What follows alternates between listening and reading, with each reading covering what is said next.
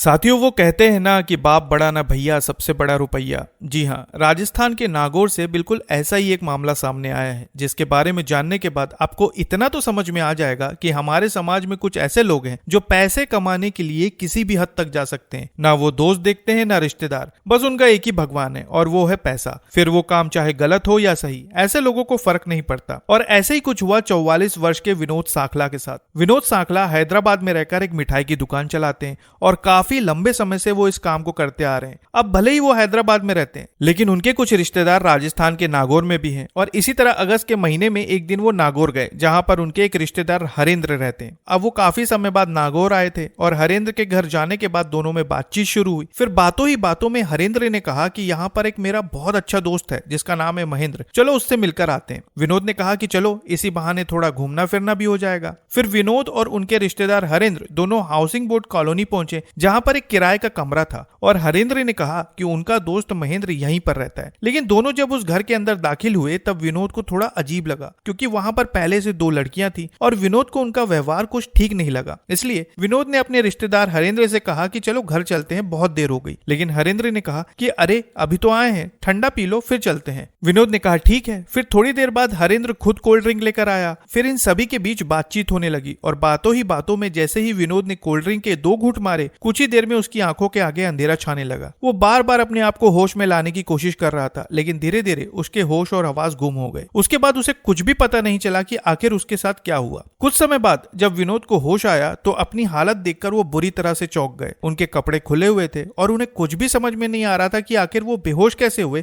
और बेहोशी के बाद उनके साथ क्या क्या हुआ। उन्होंने अपने रिश्तेदार से पूछा कि मुझे क्या हुआ था, लेकिन उनके रिश्तेदार ने कहा कि तुम अचानक बेहोश हो गए थे और हम भी बहुत ज्यादा घबरा गए थे। विनोद को अभी भी समझ में नहीं आ रहा था कि अचानक उनके साथ क्या हुआ था। इसके बाद वो वापस हैदराबाद चले गए और अपने काम धंधे पर लग गए। कुछ दिनों तक तो सब कुछ शांत रहा, लेकिन फिर इस घटना के ठीक 20 से 25 दिन बाद अचानक उन्हें एक वीडियो मिला और उसके बाद एक फोन आया, जिसमें उन्हें धमकी दी गई कि अगर तुमने 50 लाख रुपए नहीं दिए तो तुम्हारा ये वीडियो वायरल कर दिया जाएगा। असल में मीडिया खबरों के मुताबिक विनोद के साथ हुआ ये था कि उनके ही रिश्तेदार हरेंद्र ने कोल्ड ड्रिंक में किसी तरह का नशीला पदार्थ मिला दिया था, जिसकी वजह से वो बेहोश हो गए थे। और जैसे ही वो बेहोश हुए, लड़की के साथ उनका आपत्तिजनक वीडियो बना लिया गया था। अब जैसे ही विनोद ने ये वीडियो देखा, उनके होश उड़ गए। डर और बदनामी के खौफ से विनोद ने अलग अलग किस्तों में करीब 4 लाख रुपए दे दिए।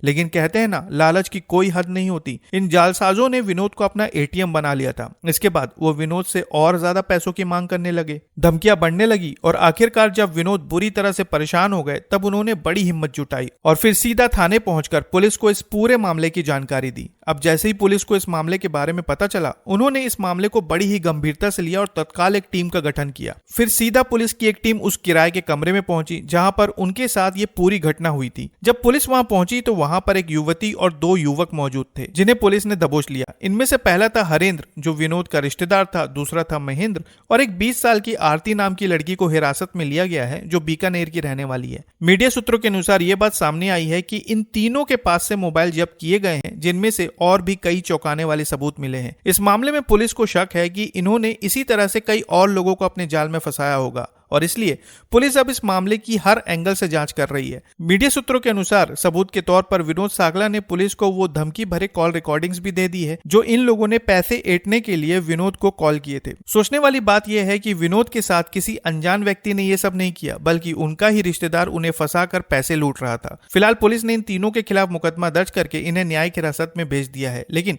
इस घटना से आपको सीख लेने की जरूरत है कि कभी भी किसी के बहकावे में ना आए और ऐसे रिश्तेदार और दोस्तों से बिल्कुल दूर रहें। इसके अलावा अगर आप ऐसे किसी मामले में फंस गए हैं तो बिल्कुल डरे नहीं, सीधा इस मामले की जानकारी पुलिस को दें, ताकि सही समय रहते ये पकड़े जाएं और फिर किसी और को अपना शिकार न बना सके। तो साथियों, इस पूरे मामले पर आप क्या कहना चाहेंगे, कमेंट बॉक्स में जरूर बताएं और नई खबरों के लिए चैनल को सब्सक्राइब करना ना भूलें। फिर मिलते हैं बिल्कुल एक नई खबर के साथ, तब तक के लिए आपका बहुत बहुत धन्यवाद।